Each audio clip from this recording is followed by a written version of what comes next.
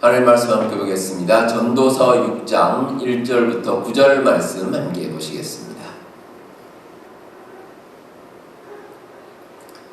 네, 하나님 말씀 찾으신 대로 한 절씩 교독하도록 하겠습니다. 내가 해 아래에서 한 가지 불행한 일이 있는 것을 보았나니 이는 사람의 마음을 무겁게 하는 것이라.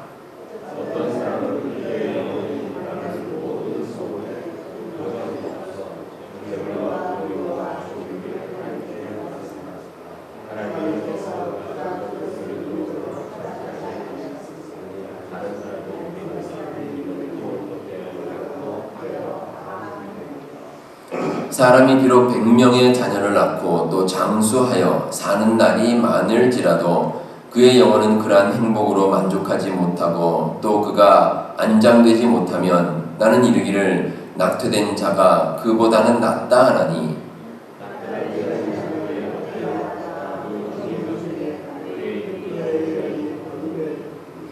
햇빛도 보지 못하고 또 그것을 알지도 못하나 이가 그보다 더 평안함이라.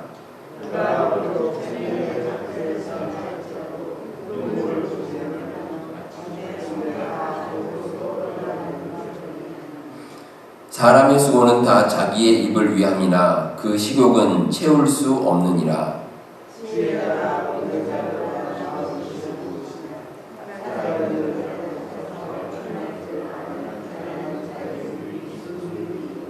네, 9절 함께 보겠습니다. 눈으로 보는 것이 마음으로 공상하는 것보다 나으나 이것도 헛되어 바람을 잡는 것이로다. 아멘. 우리가 사람마다 인생을 생각하는 그 마음이 조금씩 다릅니다. 그런데 세상에서 일반적으로 말하는 것 가운데 하나가 우리의 인생이 나그네와 같다, 이런 말들을 자주 합니다. 돌아보면 정말 짧은 인생이기 때문에 그래서 스쳐 지나가는 것에 불과하다라고 이야기를 합니다. 그래서 이런 생각 때문에 세상이 헛되다 이런 결론에 이르기도 합니다. 한단지몽이라는 고사성어가 있습니다. 원래 이 말이 중국 당나라 때 그 신기제라는 무슨 침중기라는 소설에 나오는 그 내용인데 이런 내용입니다. 중국 산동성에 그 노생이라는 젊은이가 살고 있었습니다. 이 노생이라는 젊은이가 열심히 일을 하는데 일이 잘 되질 않습니다. 그래서 이제 가난하고 힘들게 살다가 신세 한탄을 하면서 어느 주막에서 이제 졸려서 이런저런 얘기를 하다가 그냥 그 자리에서 잠이 들고 말았습니다. 이제 잠이 들었는데 꿈속에서 아주 부잣집 딸과 결혼했습니다.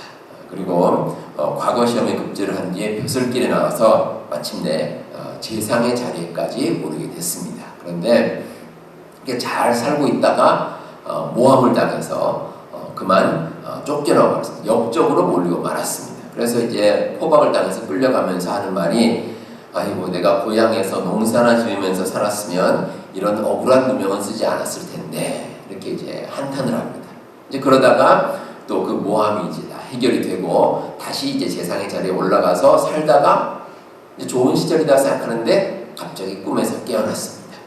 그리고 나서 생각하는 것이 인생이라는 것이 지나가는 꿈에 불과하구나, 이런 생각을 했다는 겁니다.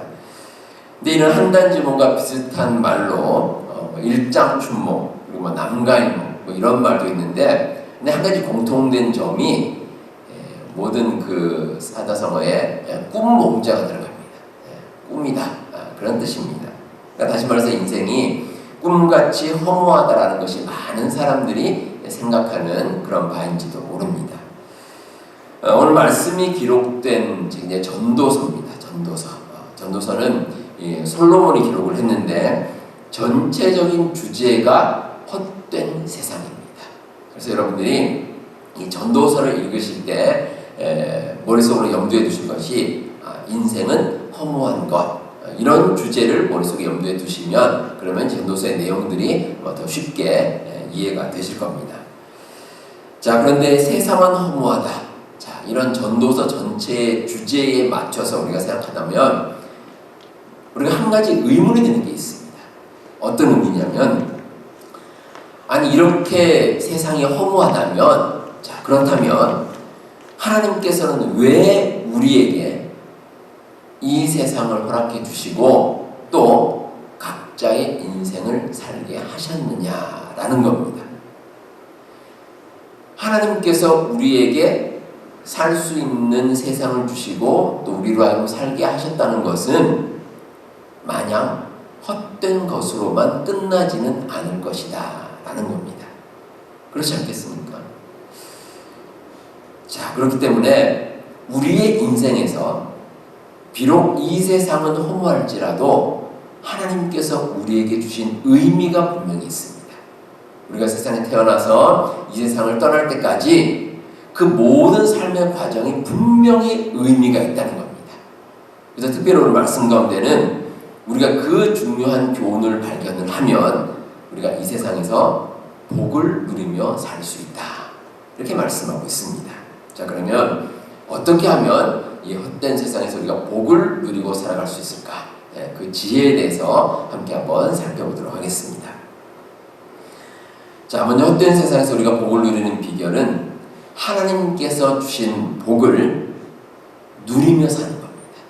누리면서 그 복을 누리는 겁니다.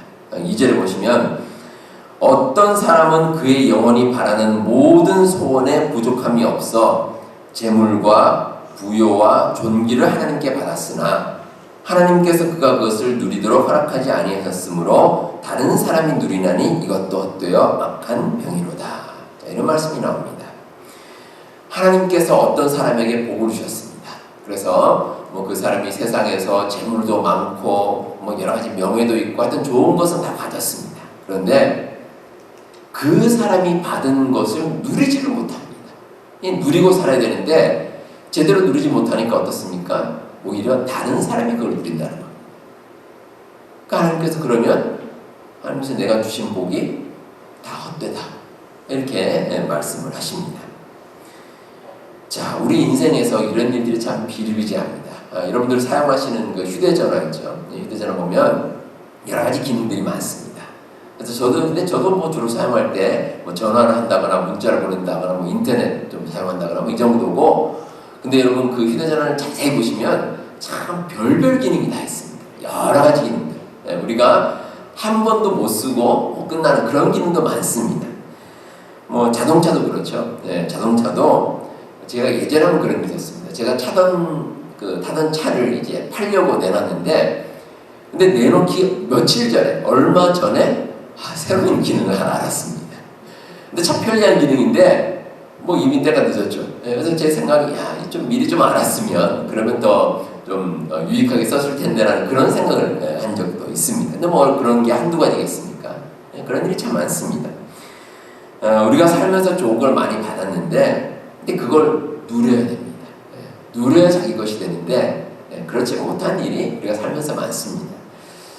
제가 예전에 알고 지내던 그 교우 가운데 한 분이 어마어마하게 큰 집에 사시는 분이 있습니다. 글자 그대로 저택입니다. 저택. 그분 집에 이제 한번 갔었는데 그 대문도 아니죠. 이런 그 문이 있고 거기서 집까지 빌딩까지 그분이 사시는 집까지 들어가는데 한참 걸어 들어갔습니다.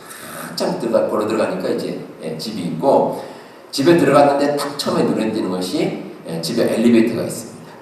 엘리베이터가 있어가지고 이제 그냥 다니면 이제 다니기 불편하니까 집에 좀 편하게 다니라고 이제 엘리베이터가 있고, 또 조금 제가 과장을 못하면 이제 처음에 방문하면 길을 잃을 정도로 그 정도로 아주 집이 엄청나게 큽니다. 근데 그 큰 집에 부부 두 사람이 삽니다. 도대체 그분들이 방이 어디 있는지 아시는지는 모르겠습니다. 그 방을 다 이용하는지 모르겠는데 하여튼 그 두 분이 사시고, 그리고 그 두 분이 낮에는 또 집에 없습니다. 두 분이 다 일하러 나가십니다. 일하러 나가고, 제가 보니까 낮에는 그 시설이나 집을 관리하는 분들이 그런 분들이 와서 아마 그 집에 계시는데 그 관리하는 분이 아마 그 시설을 다 누리고 사는지 모르겠습니다. 제가 이제 그런 집을 본 적이 있는데 그 정도는 아니더라도 하나님께서 우리 각자에게 주신 복이 있습니다.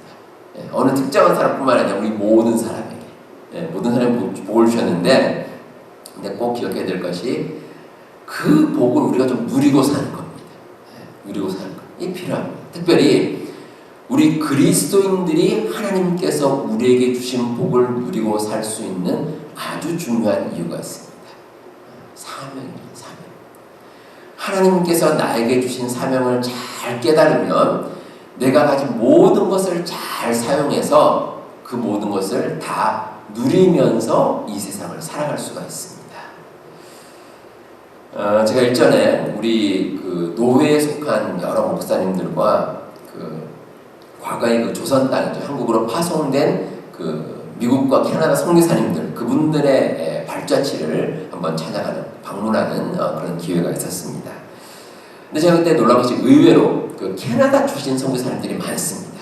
캐나다 출신으로서 그 조선 땅에 들어가서 복음을 전하신 그런 분들이 많이 계신데 그분 가운데 하나가 올리버 에이비슨이라는 선교사님이 계십니다. 근데 이분이 원래 직업이 의사입니다.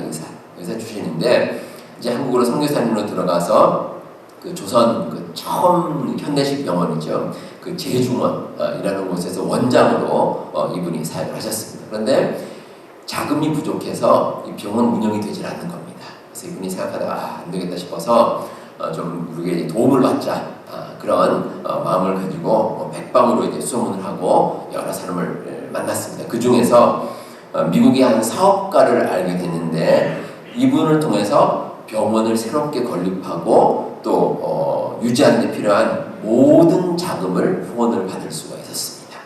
그 자금이 요즘 그 가치로 한국 돈으로 수천억 원 정도 될 정도로 아주 많은 그 후원을 받게 됐습니다. 근데 그 사업가의 이름이 루이 세브란스입니다. 그리고 그때 지어진 그 병원이 여러분들 뭐 잘 아시는 한국의 세브란스 병원 그 병원이 그분을 통해서 지어지게 됐습니다. 근데 참 놀라운 것은 그렇게 큰 액수를 기부했던 그 세브란스 그분이 세상을 떠날 때는 자기 명의로 된 집 한 채도 없었습니다. 참 놀라운 일이죠. 근데 그분들이 참 대단한 일을 했는데 근데 나중에 자기 모든 것을 자기 사명을 감당하고 세상을 떠났다는 겁니다. 이 세브란스 가문의 그 일가의 무덤이 클브랜드에 있습니다. 클브랜드에 가보시면 거기 큰 공동묘지가 있는데 거기 한쪽에 이제 세브란스 그 가문의 묘지가 이제 다 있습니다. 그리고 그 옆에 그 바로 근처에 보면 또 누가 있냐면 그 한때 미국 최고의 부자였던 록펠러 그 가문의 무덤이 또 한쪽에 이렇게 있습니다. 양쪽에 이렇게 있는데 참 흥미로웠던 것은 그 록펠러의 동생이 있습니다. 동생이 있는데 이 동생이 자기 가문의 무덤 있는 곳에 묻히지 않고 세브란스 그 가문 옆에 딱 묻혀 있습니다. 그러니까 평소에 자기가 존경하던 그 세브란스 그 옆에 나를 묻히고 싶다 해가지고 그 옆에 무덤이 있습니다. 하나님께서 저와 여러분들에게 주신 복이 있습니다. 우리가 세상을 살면서 필요한 물질이나 시간을 주셨고 또 어떤 일을 감당할 수 있는 은사와 능력도 우리에게 허락해 주셨습니다. 어떤 특별한 사람만이 가지는 것이 아니라 모든 사람들이 가지는 복이 우리에게 분명히 있습니다. 저렇게 귀한 복이지만 우리가 누려야 의미가 있습니다. 소중하게 여기고 잘 사용할 줄 알아야 합니다. 이게 바로 참된 복이고 이 진리를 깨닫는 것이 지혜입니다. 우리 성도 여러분, 여러분들에게 주어진 모든 복, 그 복을 누리며 이 세상을 살아가시는 우리 성도님들 다 되시길 바랍니다. 자, 이렇게 우리가 받은 복을 누릴 때 우리가 한 가지 잊지 말아야 할 것이 있습니다. 만족하는 마음입니다. 만족하는 마음. 반대로 말하면 욕심내지 않는 마음입니다. 헛된 세상에서 복을 누릴 수 있는 두 번째 조건입니다. 범사에 만족하는 마음입니다. 말씀 3절에 보시면 사람들이 세상에서 받는 대표적인 복 두 가지가 기록되어 있습니다.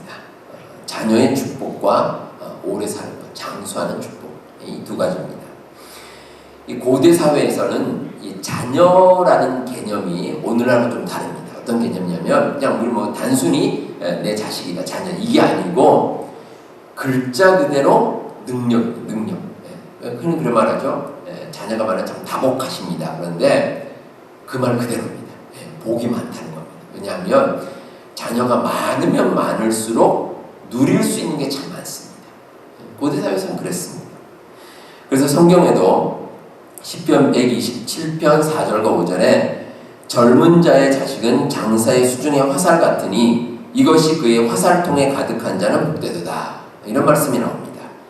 그러니까 전쟁에서 싸우는 장수가 이제 수중에 화살이 많으면 그러면 전쟁에 싸우기가 좋습니다. 마찬가지로 자녀들이 많으면 훨씬 더 삶을 살아가는데 많은 복을 누릴 수 있다라는 겁니다. 그리고 또 하나의 대표적인 복이 장수, 오래 사는 것. 이 복이라는 겁니다. 이 복은 예나 지금이나 똑같습니다. 그러니까 사람이 세상에 태어나서 나중에 세상을 떠날 때까지 똑같은 거죠. 똑같은데 그 기간 동안에 우리가 최대한 많은 기간을 살아가는 것, 이게 축복이라는 겁니다. 그래서 어떤 사람들은 좀 더 살기 위해서 많은 노력을 합니다.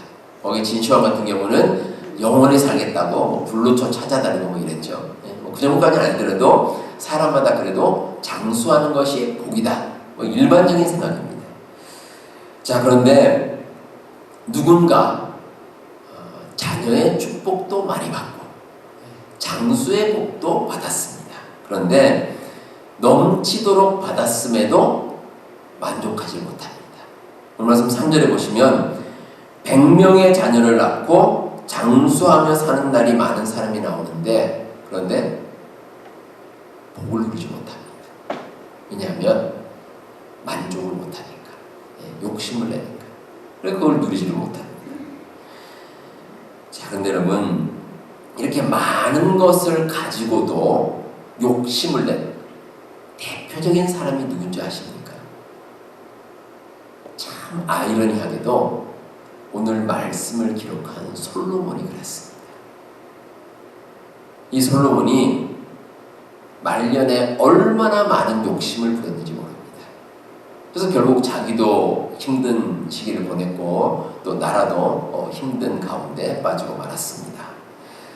이 솔로몬 왕이 하나님께 참 많은 선물을 받았죠. 여러분 잘 아시다시피 하나님께서 그 지혜를 주셨고 또 재물도 많이 주시고 권력도 주시고 또 모든 명예 이런 것들이 다 솔로몬과 함께 했습니다. 그런데 열왕기상 11장 3절에 보시면 이런 말씀이 나옵니다. 솔로몬 왕은 후궁이 700명이요 첩이 300명이라 그의 여인들이 왕의 마음을 돌아서게 하였다.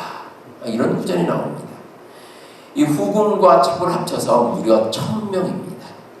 1000명. 참 이례적이죠. 정상이 아닙니다. 정상적이 아닙니다. 그런데 이유가 있습니다. 솔로몬이 정략 결혼을 한 겁니다.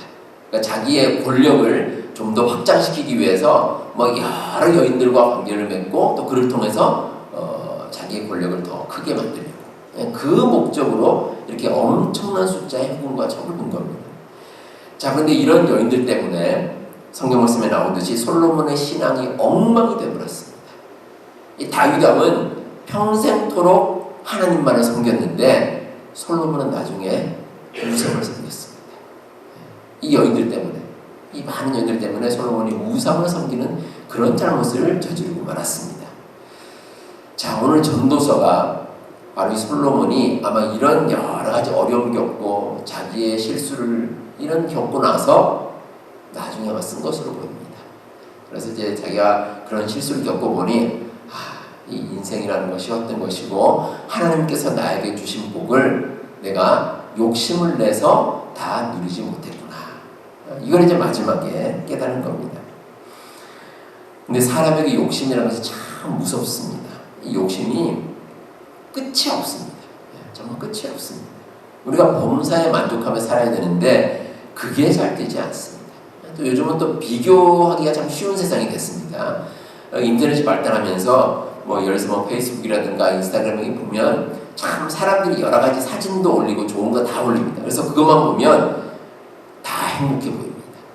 그리고 나만 힘들고 불행하게 사는 것 같습니다. 근데 여러분 세상이 어디 그렇습니까? 고민이 없는 삶이나 고민이 없는 가정이 세상에 어디 있겠습니까? 사람마다 다 나름대로 고민이 있고 어려움들이 다 있습니다. 그래서 우리가 비교하거나 욕심내는 마음으로 살아가면 만족하지 못하면 그 순간에 불행이 찾아옵니다. 한국에 그 해녀들이 있습니다. 해녀들이 하는 말 가운데 절대 얘기하지 않는 금지어가 하나 있다고 합니다. 이 말이 어떤 금지어냐면 물숨이란 말입니다. 물숨.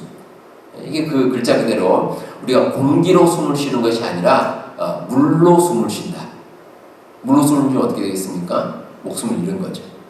죽는 겁니다. 이게 무슨 말이냐면 해녀들마다 자기의 숨의 길이가 있습니다. 어떤 사람은 2분, 어떤 사람은 3분, 4분 이렇게 이제 길이가 있는데 그 길이에 맞춰서 물속으로 들어갑니다. 들어가서 호흡이 이제 차고 그래서 더 이상 숨을 쉴 수 없겠다. 그러면 그때 깨닫고 이제 물 위로 올라옵니다. 그러면 아무 문제가 없습니다. 그런데 이 깊은 물 속에서 이제 그 해산물을 채취하다가 이제 호흡이 가빠서 올라가려고 하는데 그 순간에 아주 귀한 해산물들이 눈에 보이는 겁니다. 그럼 어떻게 하는 거? 올라와야죠, 물 위로. 숨을 쉬어야 되니까.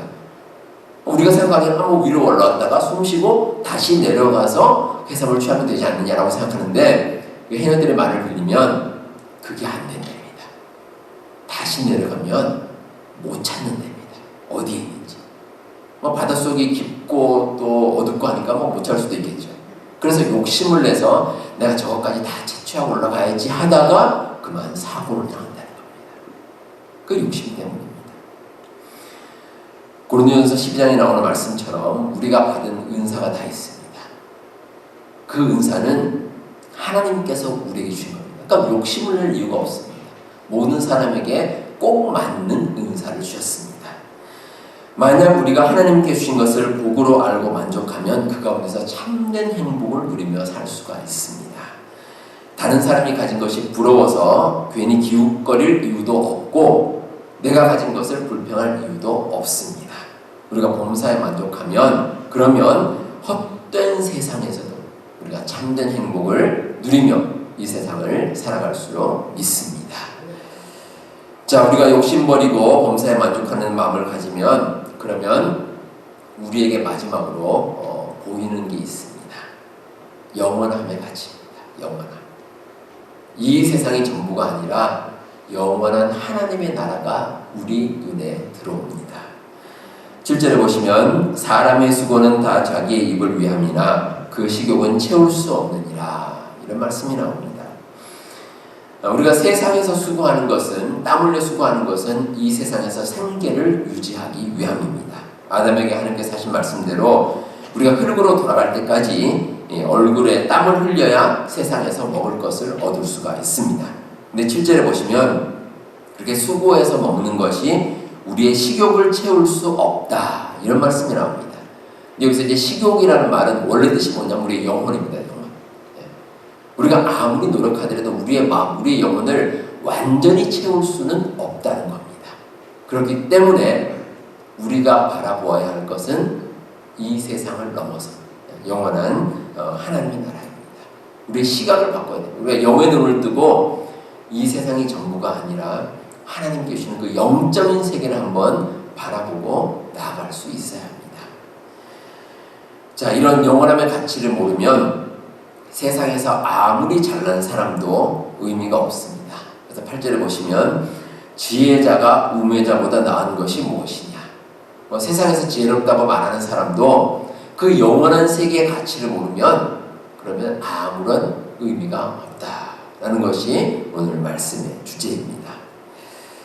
우리가 사람이 이 중년, 보통 이제 중년이 지나면 뭘 하냐면 이제 노후 대책을, 노후 준비를 합니다. 어떤 분들은 젊을 때부터 하는 분들이 있는데, 근데 보통은 이제 중년이 지나면 내가 그래도 노후 대책을 좀 해야지 이제 이런 생각을 하게 됩니다. 이제 제 친구들이 이제 한국에서 친구들 가운데 목회하지 않는 친구들이 있는데 그 친구들이 이제 직장 생활하거나 뭐 이런 친구들 보면 이제 보통 퇴직할 때가 다 됐습니다. 그래서 한 50대 중반, 50대 중반까지 좀 많이 하는 거고, 보통은 이제 40대 중반 그만두는 친구들도 있고 뭐 그렇습니다. 공무원 하는 친구도 좀 오래 합니다. 한 60 정도까지 이렇게 이제 일을 하는데, 근데 다들 이제 노후 대책이 걱정입니다. 노후에 어떻게 살 것인가 이런 이제 이야기를 하는데, 근데 여러분 우리가 노후에 대한 관심이나 준비보다 더 중요한 게 있습니다. 우리가 세상을 떠나서 가게 되는 영원한 천국에 대한 준비입니다. 노후라는 것이 보통 은퇴를 하게 되면 뭐 30년, 40년 이렇게 준비를 하는데 우리가 영원한 나라는 어떻습니까? 무한대입니다. 무한한 삶을 우리가 하늘나라에 삽니다. 그래서 우리가 정말 중요한 것은 이 노후에 대한 준비보다 영원한 하늘나라의 준비입니다. 그걸 어떻게 하느냐에 따라서 우리의 영원한 삶이 좌우됩니다. 얼마나 중요한지 모릅니다. 또 우리가 살아가면서 살아갈수록 세상의 가치가 그렇게 크지 않다는 것을 발견하게 됩니다. 제가 연세 드신 어르신들한테 그런 말씀 많이 들었습니다. 세상을 너무 아둥바둥 살지 마라 이렇게 말씀하시는데 그 이유가 지나고 보니까 인생이 그렇다는 겁니다. 오랜 세월 살다 보니까 그렇지 이 세상은 그렇게 뭐 아둥바둥 사는 게 아니라 정말 여유 있게 오히려 영원한 하늘나라 바라보며 사는 것이 넉넉하게 사는 것이 얼마나 중요한지 모른다 이런 말씀을 하실 때가 참 많습니다. 그래서 그럼 우리가 잊지 말아야 할 가치가 있습니다. 하나님의 나라입니다. 영원한 것의 가치 이거 우리가 결코 잊지 말아야 할 것입니다. 우리 사랑하는 성도 여러분, 하나님께서는 우리에게 이 세상을 살아갈 수 있도록 인도해 주셨습니다. 그리고 여러분 각자에게 맞게 참 많은 축복을 내려주셨습니다. 우리가 이 세상 살아가면서 그 복에 만족하며 사시기 바라겠고요. 또 무엇보다 영원한 하늘나라 바라보면서 영원함의 가치를 잊지 마시기 바랍니다. 그러면 우리가 이 세상에서도 헛된 세상에서도 우리가 하나님 주신 그 복을 마음껏 누리며 살아갈 줄 믿습니다. 기도하겠습니다.